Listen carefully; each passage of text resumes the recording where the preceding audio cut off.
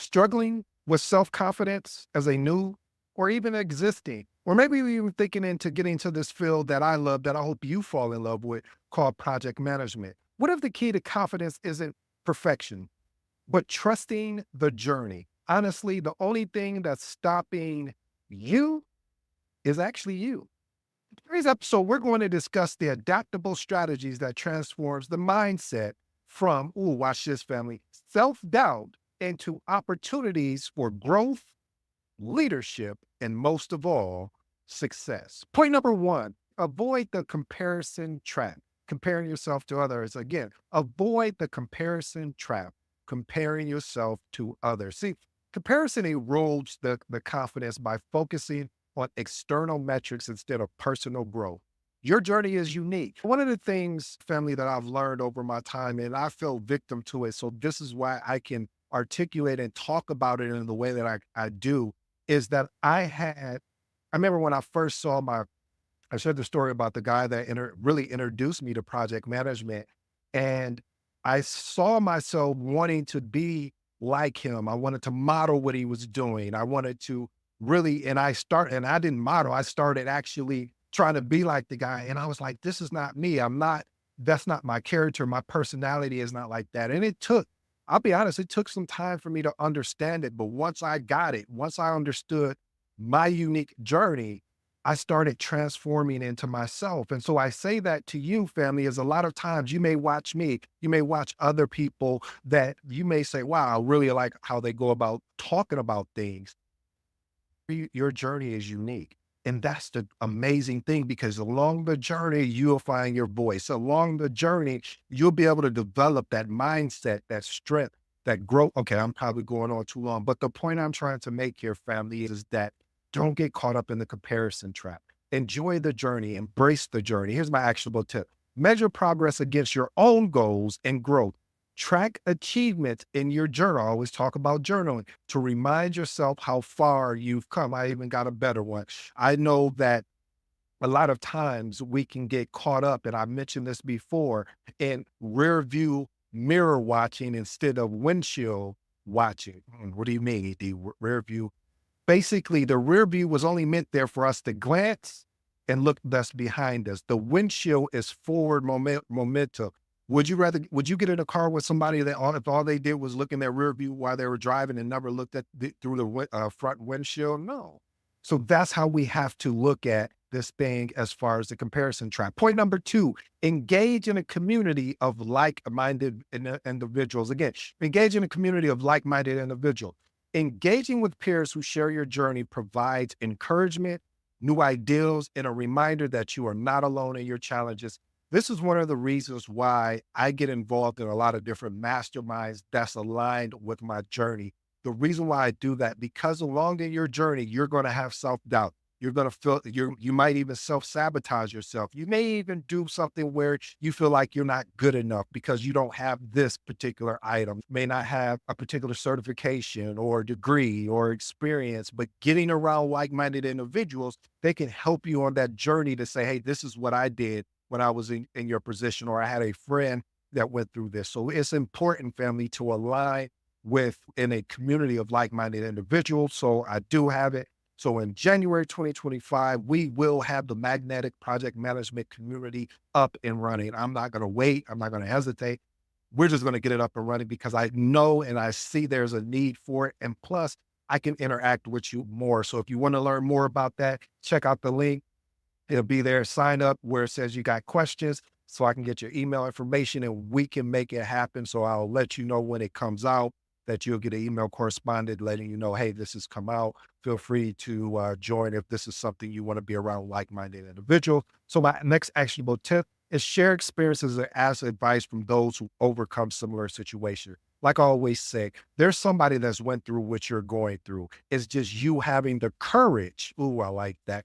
The courage to ensure that you feel comfortable, because you're not going to feel comfortable. So I should remix that and say, ensure that you have the courage to feel uncomfortable asking someone that has been through what you've been through.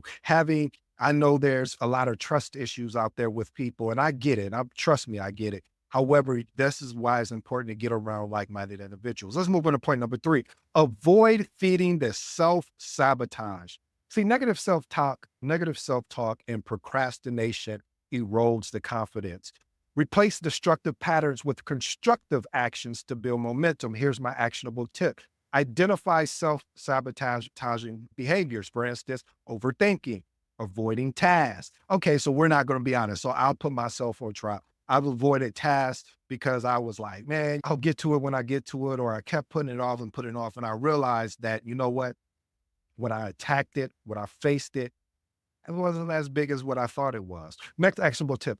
Break tasks into smaller, achievable steps and complete one immediately to regain momentum. Point number four, trust the journey, not the destination. If you're new to the episode, anytime I say message, this is where you want to pay attention. This is the particular step, the point that really should arrest your attention. Why?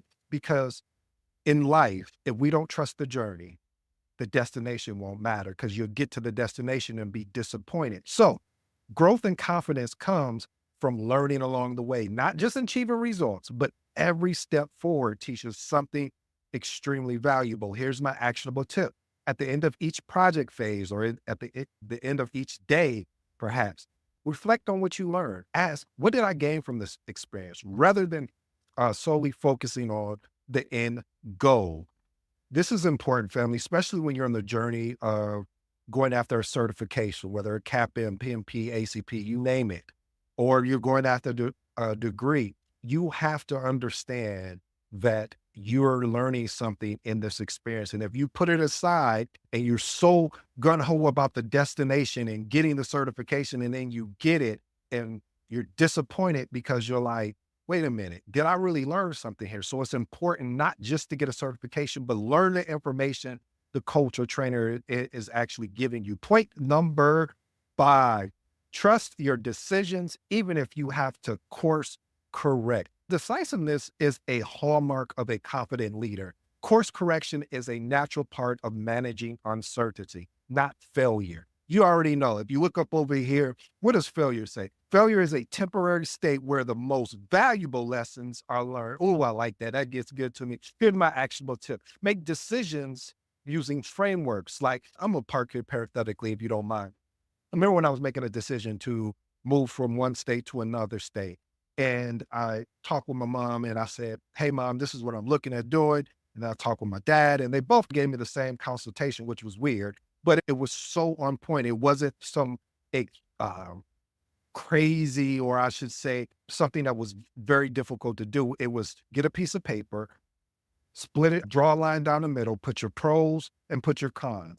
And if your cons outweigh your pros, then that kind of can give you a idea of how to make a proper decision. So I recommend to you, find decision frameworks that work for you. Actionable tip number two, once you decide, trust your process if necessary. Adjust it based on new data without second guessing yourself. The moment you start second guessing yourself, the moment you stop believing that you can do this, the moment you stop breaking down these limited beliefs, you are only getting in your own way. And we talked about self-sabotage. I watched more people that I was like, man, this person is extremely talented, but they kept getting in their own way. They'll start and stop. If you make a decision to go after something, whether it's a certification, whether it's becoming a project manager, I will be honest with you, it is not a straight line. It is a twist and turns journey. But if you stick with it, if you trust it, you have a better opportunity than achieving and obtaining what you need versus, let's look at this, family. What would be any different if you just didn't believe in it and said, I'm not doing it, versus if, hey, I'm going to trust myself. I may fall along the way, but I got to get myself back up. This is why I told you, family, it's important to be engaged in a community of like-minded individuals. So when you fall, they're there to support you. You remember that exercise they used to do, the trust exercise, where somebody would be behind you and you would fall back and you would trust that they would catch you. So being part of the community, the magnetic project management community that we are creating here, will allow you to fall back and we will catch you. Point number six, create a consistent and adaptable routine. My routine is undefeated. Anytime I have a routine in place, if I say, hey, this is my routine, I'm going to exercise and I'm going to read a chapter of the Agile Practice Guide. Every time I stick to my routine, I'm more happier, even if that's the word, but I'm happier because of the fact that I execute it. Finishing is always better than starting. Again, finishing is always better than starting. Consistency really provides a structure, stability, or I should say stability, while adapting prepares you to adjust to unexpected challenges. A solid routine reduces overwhelm and keeps you on track. Here's my actionable tip. Start each day by planning one, and I do mean one, priority to start with. Here's a good example. If you're going after your CAPM and you're saying, you know what, one priority I'm going to do is I'm going to take a mock exam, or one priority I'm going to do, I'm going to take a quiz. Do that. And as you continue to grow of executing and finishing on that one priority, then move to the next stage where you start adding additional, no more than three, but and the reason why I say no more than three, because then you start creating a checklist. And we all know what happens with checklists. Some of us complete it and some of us don't. So again, start with what your top priority. If you're studying for a certification, say, hey, what's one thing that I can do to move me closer to my goal? And I definitely think that'll help you. Here's my other actionable tip. End your day by reviewing progress and identify what needs to adjust for tomorrow. Point number 6, I'm just playing. Point number 7, seek internal and external mentorship. You guys know how I feel about mentorship. If you don't know, then that means you haven't listened to any of these episodes. I am constantly talking about mentorship. Mentorship has shaved off so much time, so much heartache and frustration that I would have experienced if I didn't first find the proper mentor and that mentor offered me guidance, validation. And the biggest thing, sometimes we forget about mentorship, is how they offer you a new perspective of how you're looking at a situation, which in turn boosts your confidence. Oh, you don't like that? Okay, let me remix that. A new perspective challenges the way you're looking and viewing things, because the mentor is saying to you, I've been there and I came out on the other side. If you're willing to pay attention, if you're willing to not just take the information and sit on it, if you're willing to execute, I'm going to tell you, you can get to the other side as well.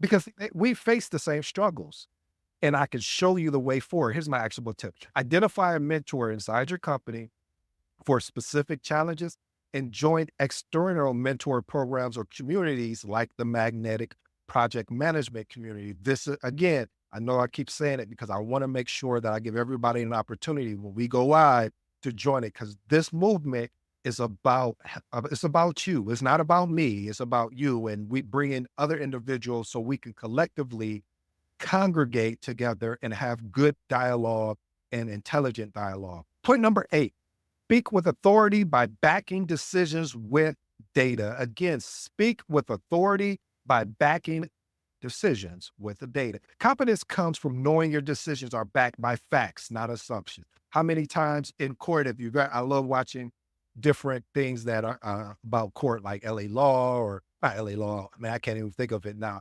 But the thing of it is, the judge, if you're ever in court and you don't have facts, you have assumption, they call it hearsay. Oh, I like that. Hearsay is saying we can't prove this is a fact. This is more of an assumption. So this is why it's important, family, to have data-driven communication, because it earns respect and trust. Here's my actionable tip. Before meetings, gather key performance metrics, risk assessment, and project milestones.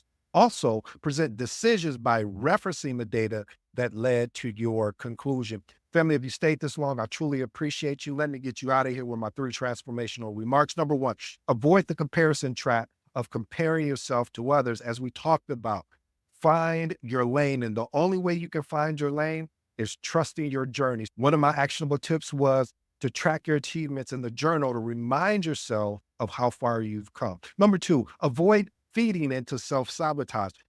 If you're human, we've all been through the self-sabotage. We will experience that through your entire career. I wish I could tell you any different. And you're like, what do you mean you experience that through your entire career? I'll give you an example. If you switch jobs, let's say you're a project manager and you switch jobs. Maybe you're not even a project manager. Maybe you went and got your cap in, and now you got a job opportunity as a project coordinator, and maybe even a project manager. And the first thing you start doing is overthinking. Mhm. So it's one thing to do is to identify the self-sabotaging behaviors and then find ways to break the task into smaller achievable steps and complete one immediately so you can gain that momentum. And the last and final one, number three, which is my favorite, trust the journey, not the destination. Again, trust the journey, not the destination. At the end of each project phase, reflect on lessons learned. Ask what did I learn to gain this particular experience? And rather, if solely focusing on the end goal got in the way of the main thing or basically presently where I'm at. Listen, family, I will be honest with you. Building up confidence is not a one time thing. This is something you're going to have to do on a daily basis. I love what Zig Ziglar talked about when he was being interviewed about motivation, that the reporter asking a brilliant question. She said, "Do you believe motivation works?" And Zig looked back and he said, "Hmm, yeah. I also believe that taking a shower or a bath works as well. But if you only take it one time and you don't take it anymore, it's not effective." So with you, family, as you continually to grow, whether you're coming into this profession of project management or you're already into this professional project management, my recommendation is find ways that you can get some type of daily motivation to center you well enough so you can stay focused and become that star that you were meant to be. I go by the name of ED. For all you smart and intelligent folks out there, listen, that just simply means Ed. Until next time.